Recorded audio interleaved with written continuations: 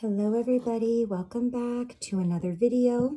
We are going to be reading A Guide for Lightworkers by Archangel Michael, channeled by Saratoga Ocean. So I will remind you, as always, with this book or this communication, as Archangel Michael and the author refer to it, is that you want to do your very best to take this information in with your heart rather than with your intellectual mind, okay?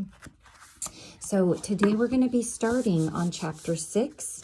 We're going to be talking about heaven and all that that implies, I suppose. Okay, so let's get started. We think a great deal about heaven while on earth, whether consciously or subconsciously. Of course, everyone has his or her own unique version of what heaven means. But isn't it curious how common such an idea is? The religions of the world have pretty much decided that heaven is a place where you can go after you die. We do not need to discuss it on that level, as more than enough has already been said. The only problem with this idea is that it does nothing to address life as it is experienced right now on planet Earth. So let us start by examining some common perspectives of heaven as they exist while we are alive on Earth. The most famous one, of course, is that heaven is a place where God lives as an old man with a long white beard. He lives up in the sky, in the clouds, behind a big fence known as the pearly gates. The reason for this fence is so that he can keep out those who don't belong there. So this old man sits up there on a throne, very much like a king, and judges everyone on earth as to whether or not they are good enough and obedient enough to be allowed in after they die. If they are not good enough, they will be sent underground to a different place called hell and burn in fire forever with no way out. If they are deemed worthy, on the other hand, then they shall be allowed in. People don't really know what they will do once they get in there, but at least they won't be suffering in hell. There are also a bunch of angels playing harps and sitting on clouds up there. Many religions act as God's advisors on earth. They are basically God's middlemen whose job it is to teach you how to comply with God's rules that will get you into heaven when you die. Of course, things get very confusing because not every religion agrees on what the rules are.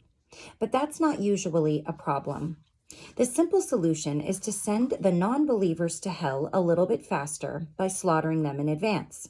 This way, such religions help God by taking some of the burden off judgment away.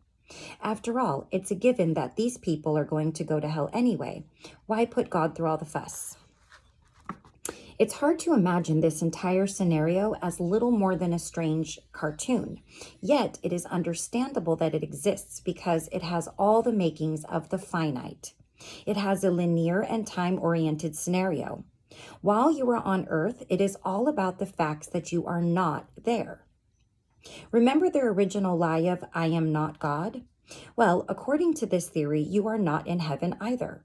It has the obvious duality of good and bad, right and wrong, worthy and unworthy. It has judgment and control. The ultimate duality, of course, is life and death and heaven versus hell. It is easy to see why so many have chosen to believe in this scenario. It perfectly fits with what they are already familiar with in their everyday lives. There are other scenarios that people believe in about heaven.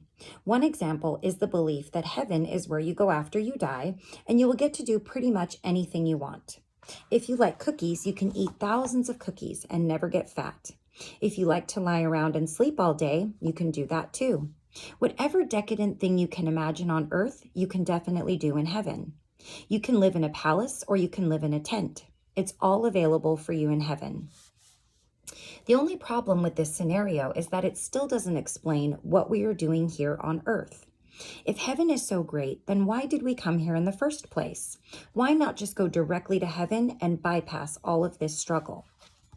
The first error in these sorts of beliefs is that heaven is a finite place that is separate from here. If that is so, then heaven is as illusionary as our life in this finite world right now. And therein lies the connection between our lives on this planetary sphere and what we refer to as the afterlife. They are both equally as finite and equally as separate. Let us put all that aside as so many primitive wonderings. Perhaps it is time that we stop traveling back and forth between these illusionary worlds in the form of reincarnation and whatever else you may believe in, and consider moving back into the real world where death and dying do not exist. Some people view this idea as ascension. Let us examine that idea. The idea of ascension comes from something very real. It has to do with the fact that when a person, consciousness, energy, or whatever you want to call it, incarnates into any dimensional reality, it goes without saying that such consciousness will incorporate that body into his or her energy field and take it with them wherever they go. This can be done multiple times and is virtually unlimited. Why in the world would you take on a body only to have it destroyed against your will, leaving you in some sort of a backward evolution, as you try to resolve the situation through reincarnating again and again? It makes no sense at all, but that's what happens in a finite universe. So the people who believe in ascension should not be laughed at. They are trying to do something that is utterly natural and fully expected in the real world. Why wouldn't they expect to do the same here? It's funny that we like to fancy ourselves as being so modern and on the cutting edge of everything. Well, believe it or not, our notions about life here are incredibly primitive and utterly backward. We tend to be so full of ourselves that we don't even consider joining the wider universe of the real world of life. In fact, just the mere mention of it here is likely to provoke immediate objection and intense argument. We are so busy questioning everything that doesn't match with what our minds already know that we run ourselves in circles and then wonder why everything stays the same. Ascension is utterly normal, and when it doesn't happen or can't happen, something is vitally wrong. That something wrong doesn't have anything to do with the individuals who are trying.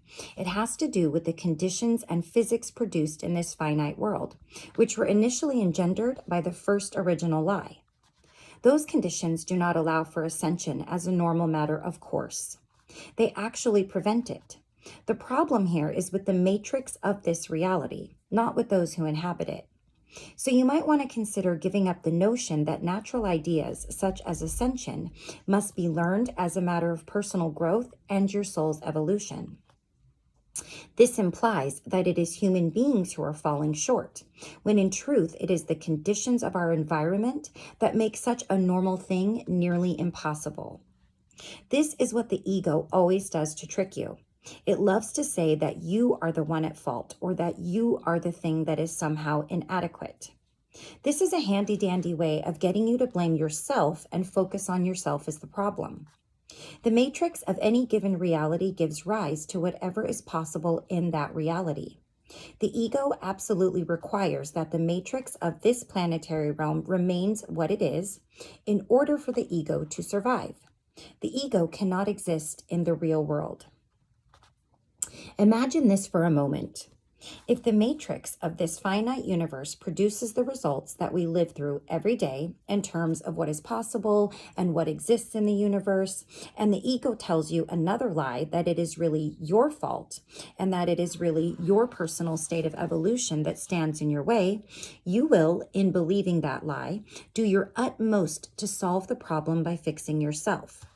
That way, you will become so preoccupied with this effort that you will completely miss what is causing these conditions in the first place.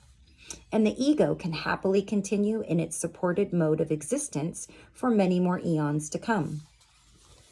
Another trick that the ego uses is one we have mentioned before. It will use more of its twisted logic to tell you another impossible lie. It will tell you that all of this trouble exists because God wanted it this way. Here is why this lie is so sinister and actually diabolically clever. In believing this lie, you are checkmated without even realizing it. This lie creates a paradigm in your consciousness that gravely affects how you pray. Firstly, it completely undermines your trust in God and in love.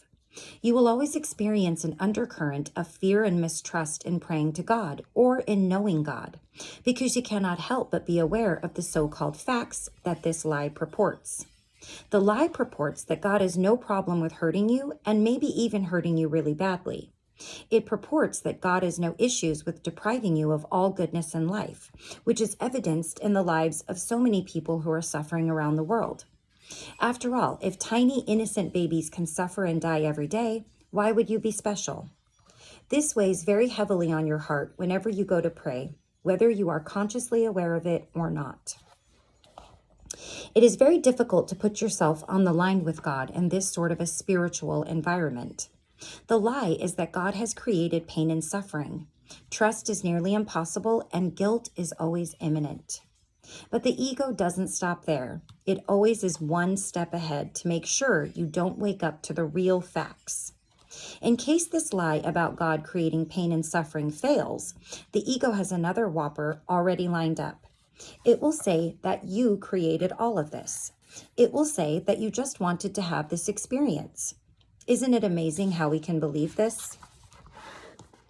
When was the last time that you experienced extreme pain, whether it was physical, mental, or emotional, and were just overjoyed that you had managed to create it? Did you exclaim with a triumphant yes the last time that happened? No. Most likely you did everything in your power to bring that pain to an end as quickly as was humanly possible. Now here is the real checkmate in all of these lies. If you believe in any of these purported explanations of the ego, it will absolutely influence how you pray and what you pray for. It will completely influence your intent. Let's imagine for a moment that you have an injury or some other problem that is causing you pain. Maybe it's an emotional problem or a circumstantial one, but whatever the case, it is causing you enormous distress. You already have a context for this problem, whether you are aware of it or not.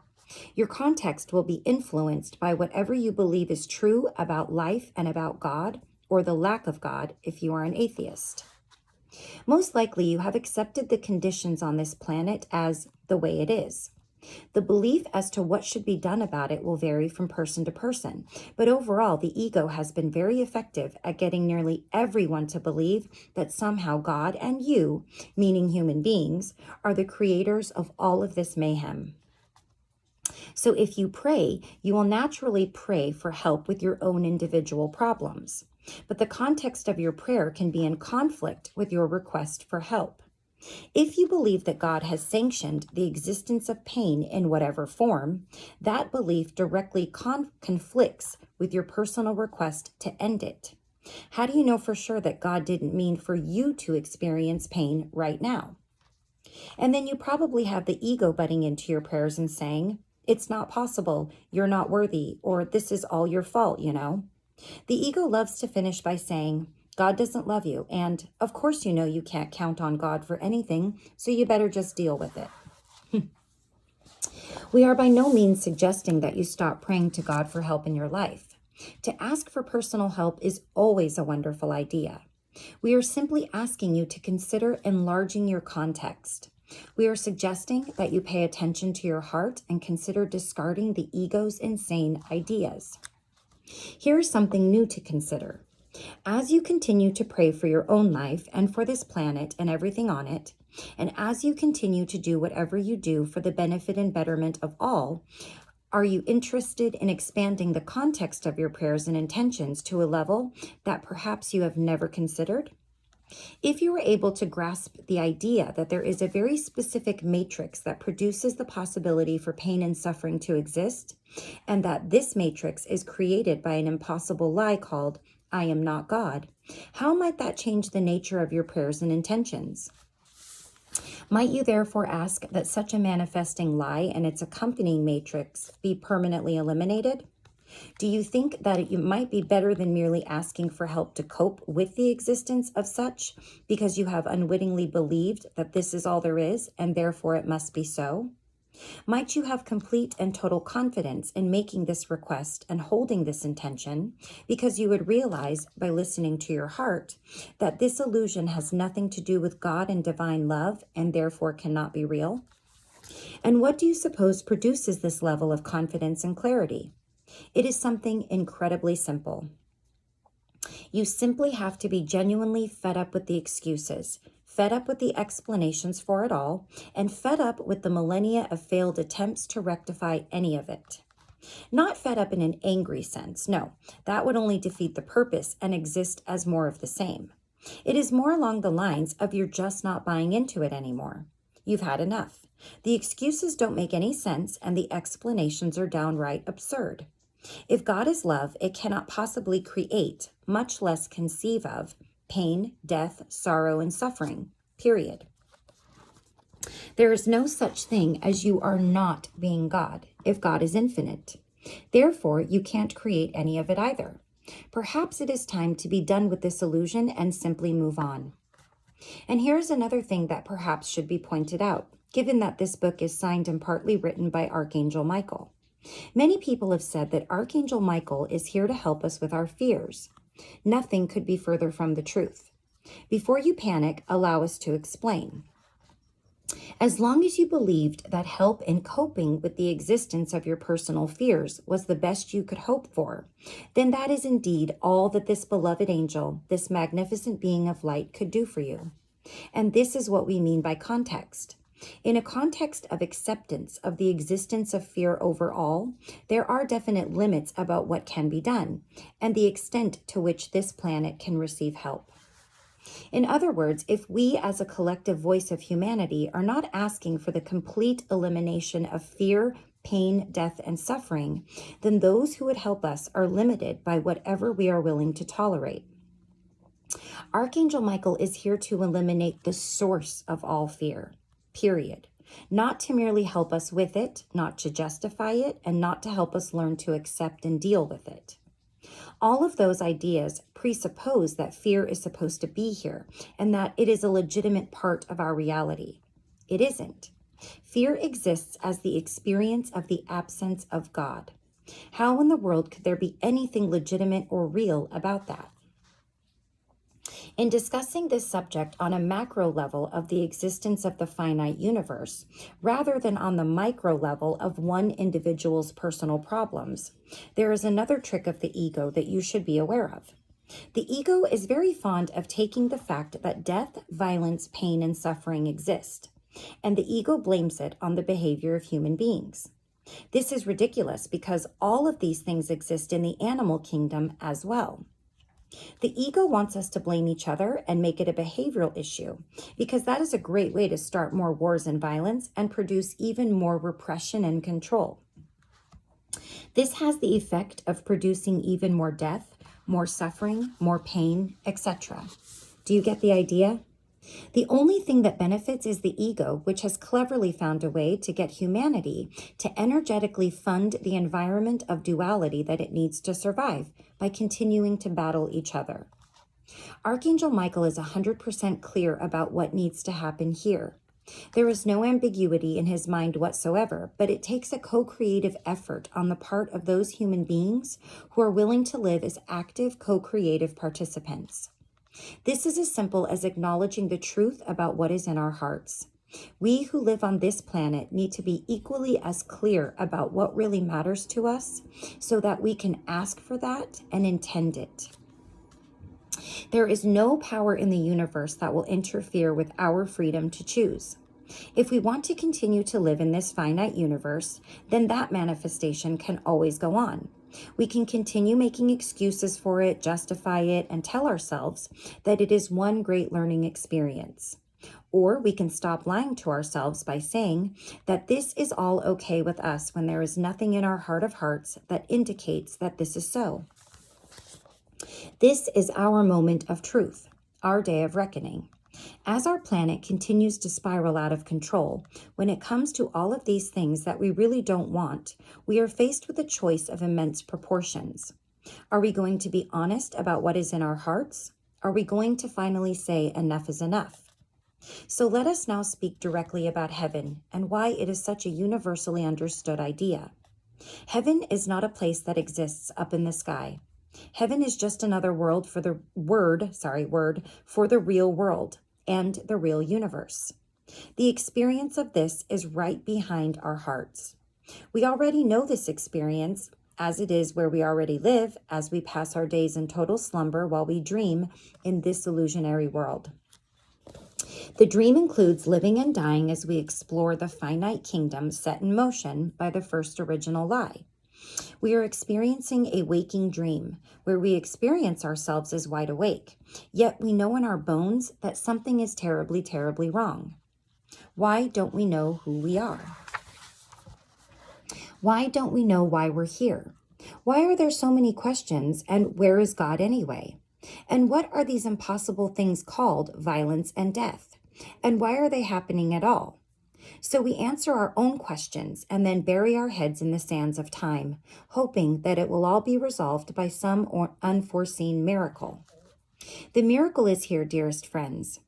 Oh, sorry, let me read that again. The miracle is here, dearest friends. The miracle is evident in the fact that such words can now be written. The doors of our hearts are finally beginning to open, and we are collectively attuning to that which is the light. Heaven is here, and it has always been so. Perhaps we have finally become ready to wake up to that fact. All right, so that's our chapter on heaven. Quite interesting, I actually found it. I always do a quick scan of the chapter before I read it, just to kind of familiarize myself so that I am not simply reading words, because I am reading this material with you and I want to gain from it what I can as well. And when the author stated that pretty much everything we do, the animals do, it just kind of struck me and made me realize, yeah, that is actually true. But because we've put names on it, and because we've labeled things as bad or good, moral, immoral, and, that's a whole other can of worms. But I think that it was just very interesting that is a very basic statement, but it's very true. So as usual, hopefully, maybe you can come back and listen to it again. I know that sometimes I do come back and I will reread, especially if I feel I could be a little more centered and listening with my heart more than anything. And I hope that you are gaining from each chapter that we read together. And I thank you so much for joining me. In my next video, we will read chapter 7, prosperity. So until next time, thank you so much for joining me. Thank you so much for the likes, the comments, subscribing. If you haven't done those things, I would absolutely really appreciate that you do. And until next time, I hope that you guys are well, and I will see you in my next video. Take care. Bye-bye.